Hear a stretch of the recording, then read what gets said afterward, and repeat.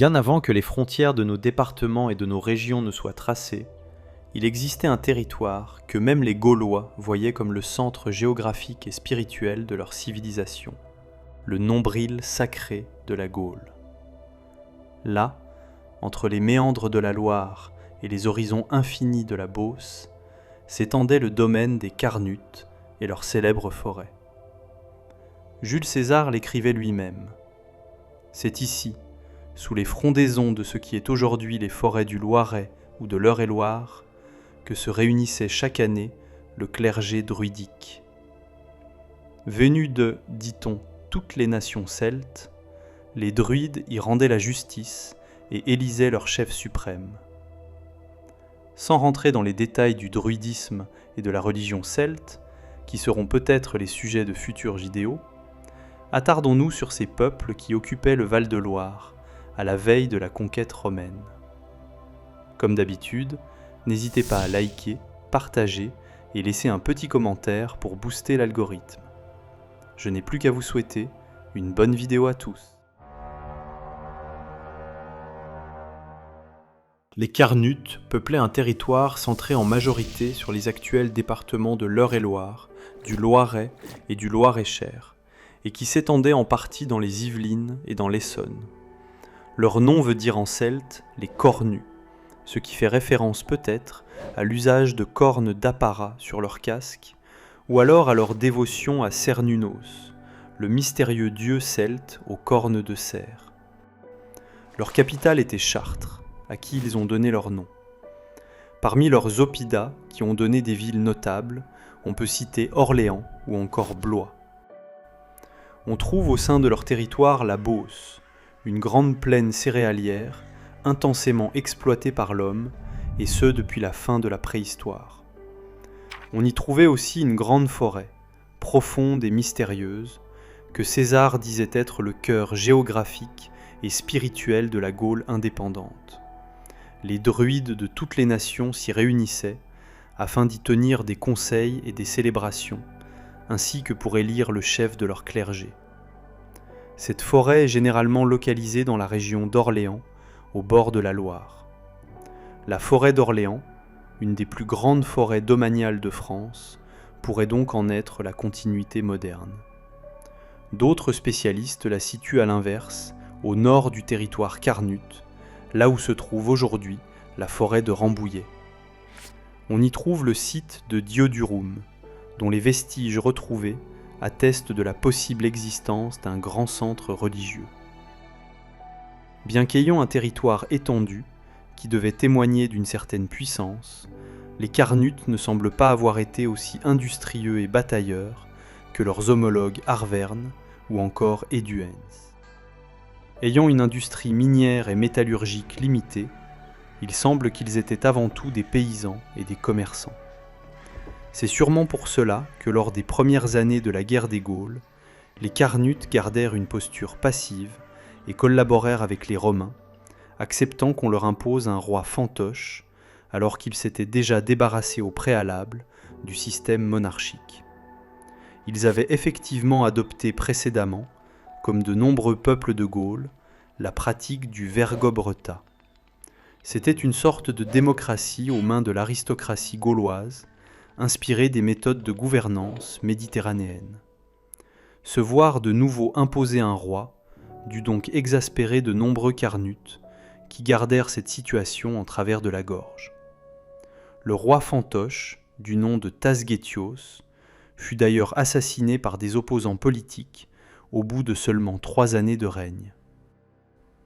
Les Carnutes commencèrent à partir de cette période à se montrer véritablement hostiles envers les Romains, et ce avec la complicité de leurs voisins sénons de la région de Sens.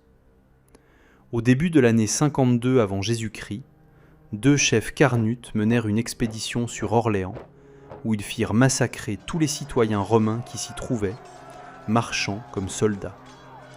César mena donc lui-même une expédition punitive, livrant l'oppidum au pillage, massacrant et réduisant sa population en esclavage. Affaiblis, les Carnutes envoyèrent tout de même des troupes à Alésia lors de l'été de la même année, afin de porter secours à Vercingétorix. Une fois la guerre achevée, César fit traquer les chefs rebelles carnutes à travers tout le pays pendant plusieurs mois. L'un d'entre eux, que César appelle le Gutuater, aurait été une figure éminente au sein de la société celtique et de l'ordre druidique. Certains pensent même qu'il s'agissait du chef du clergé druidique, un individu qui aurait donc eu une position éminente, même bien au-delà des frontières de son propre pays.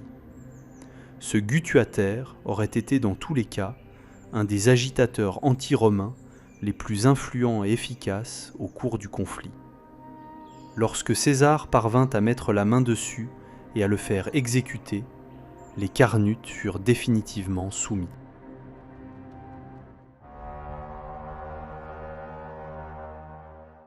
Les Turons, ou Turonesses, peuplaient un territoire correspondant presque exactement à l'actuel département de l'Indre-et-Loire, qui s'appelle historiquement la Touraine, d'après leur nom. Celui-ci voudrait dire en celte « ceux qui sont gonflés », à comprendre au sens corporel et non caractériel. Il s'agit donc ici de souligner un physique impressionnant, corpulent, d'une vigueur naturelle. Leur capitale pré-romaine aurait été Amboise, dont les vestiges de l'oppidum sont encore visibles aujourd'hui, à l'est de la ville moderne. À Tours, qui ne deviendra la capitale des Turons que sous l'Empire, un oppidum est connu au cœur de la commune de Fondette et un autre à Rochecorbon. Tours, vous l'aurez compris, tire son nom des Turons et non du bâtiment surélevé. Comme les Carnutes, les Turons demeurent passifs lors des premières années du conflit, ne rejoignent le rang des révoltés que lorsque le conflit tourne à l'avantage des Arvernes et de Vercingétorix, en 52 avant Jésus-Christ. Ils se soumettent suite à la défaite d'Alésia, et les prisonniers Turons capturés lors de cette bataille auraient été mis en esclavage, comme le précise César.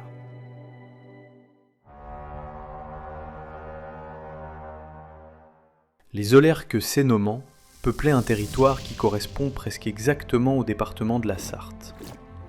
Le nom Aulerque, nous allons le voir, se retrouve chez plusieurs peuples et signifierait en celte ceux qui sont loin de leurs traces, soulignant la conscience d'un passé migrateur. Le terme sénoman, au sens très proche, voudrait dire ceux qui s'installent au loin. L'addition des deux termes donne donc quelque chose d'assez redondant, un peu comme s'ils s'appelaient les migrants migrateurs. Il faut donc comprendre que sénoman était le nom de leur nation, et donc celui d'usage, tandis que le terme d'Aulerque renvoyait à une ethnie, partagée par plusieurs nations entre la Seine et la Loire. Leur capitale pré-romaine était le Mans, à qui ils ont donné leur nom, ainsi qu'à la province historique du Maine, qui comprenait aussi le territoire des Aulerques diablintes, sur lesquels nous allons venir.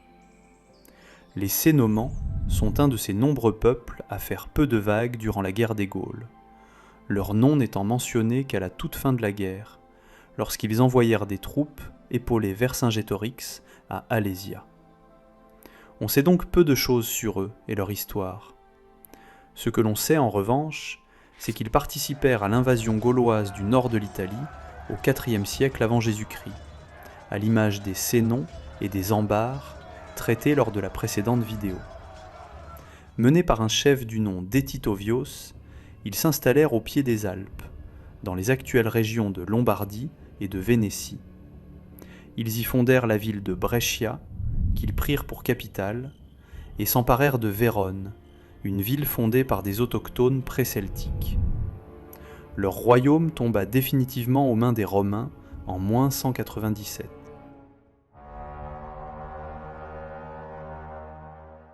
Les Aulerques diablintes peuplaient un territoire correspondant en grande partie au département de la Mayenne. Il s'agit d'une autre branche des Aulerques, ceux qui sont loin de leurs traces. Diablinte voudrait dire en celte les infatigables, ou alors les très forts. Leur capitale aurait été l'oppidum de Moulay, au sud de la ville de Mayenne. Il s'agit d'un des plus vastes oppidums découverts dans l'ouest de la France. Plus tournés vers l'ouest que leurs voisins sénomans, les Diablintes se retrouvent impliqués dans la coalition des peuples armoricains, menée par le peuple des Vénètes de l'actuel Morbihan. Lorsque ceux-ci furent battus sur mer par César en 56 avant Jésus-Christ, les Diablintes se soumirent, et ce jusqu'à la fin du conflit. À l'époque d'Auguste, leur capitale est déplacée à Jublain, dont le nom leur est issu. L'ancien oppidum de Moulay fut, comme souvent, abandonné au bout de quelques générations. Enfin, les Diablintes disparurent définitivement de l'histoire au 5e siècle de notre ère. À cette époque, l'Empire romain d'Occident était en pleine déliquescence, et des chefs barbares, souvent germaniques, commençaient à se tailler des royaumes sur ses décombres. Ce fut le cas d'un chef franc du nom de Régnomère, qui conquit les territoires sénomans, puis Diablintes. L'éphémère royaume de Régnomère ne dura pas, car il fut lui-même absorbé dans le royaume de l'illustre Clovis, peu de temps plus tard. Mais cela aurait suffi à poser les bases de la province historique du Maine, centrée sur le Mans, et rassemblant les actuels départements de la Sarthe et de la Mayenne.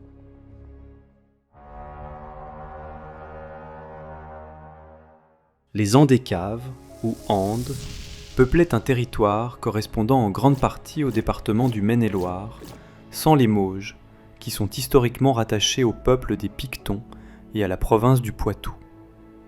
La province issue des Andécaves est le célèbre Anjou, dont la dynastie médiévale des Plantagenets est originaire.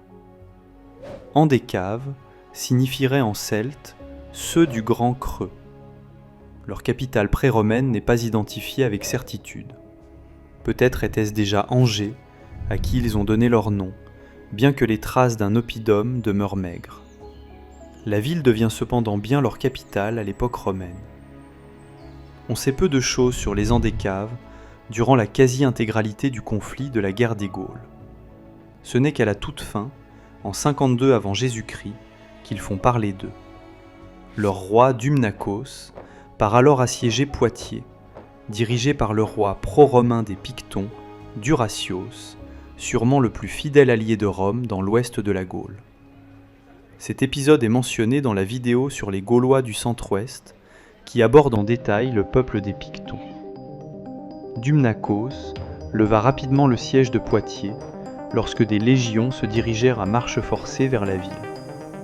Il fut pourchassé jusqu'à la Loire et son armée aurait été vaincue, selon la légende, aux environs des ponts de Cé, près d'Angers. Depuis le XIXe siècle, une statue y est dédiée à Dumnacos, sur le pont qui traverse la Loire, qui porte d'ailleurs son nom. C'est ici que se conclut cette vidéo finalement assez courte, car cette région comporte un nombre assez limité de peuples gaulois, et dont l'histoire nous est finalement assez méconnue. J'ai quand même décidé de leur dédier une vidéo à part entière, car je ne me voyais pas les mélanger avec les Gaulois de Bretagne ou ceux de Normandie, qui auront le droit à leur propre développement par la suite. Cette vidéo nous permet tout de même de comprendre que les Gaulois avaient conscience d'appartenir à une civilisation qui dépassait les simples frontières claniques. Ils avaient situé le centre de celle-ci, assez justement, le territoire carnivore. Indépendamment des alliances et des rivalités qui pouvaient exister entre chaque nation, il est certain qu'elles partageaient un ensemble de croyances, une même vision du sacré, et que l'autorité des druides dépassait le cadre des frontières. On sait par exemple que ceux-ci imposèrent un tabou global sur l'écriture. Celle-ci était connue des Celtes de par leurs échanges avec le monde méditerranéen, mais les druides empêchèrent son adoption globale de peur de détruire la tradition orale et l'usage de la mémoire qui était leur privilège. Ils pouvaient ainsi dicter leurs us et coutumes à des royaumes qui étaient pourtant souverains et indépendants. On pourrait comparer cette situation avec celle du Moyen-Âge. Le clergé catholique possédait un rôle et un pouvoir similaires, en adéquation et pourtant en concurrence directe avec l'aristocratie. Pour la prochaine vidéo, nous glisserons donc vers la Bretagne, ou comme on l'appelait durant l'Antiquité, l'Armorique. Une région passionnante et pleine de mystères, de tout temps tournée vers l'océan et les îles britanniques. savez ce qu'il vous reste à faire si vous avez aimé ce contenu. Moi, je vous souhaite à la prochaine. D'ici là, portez-vous bien.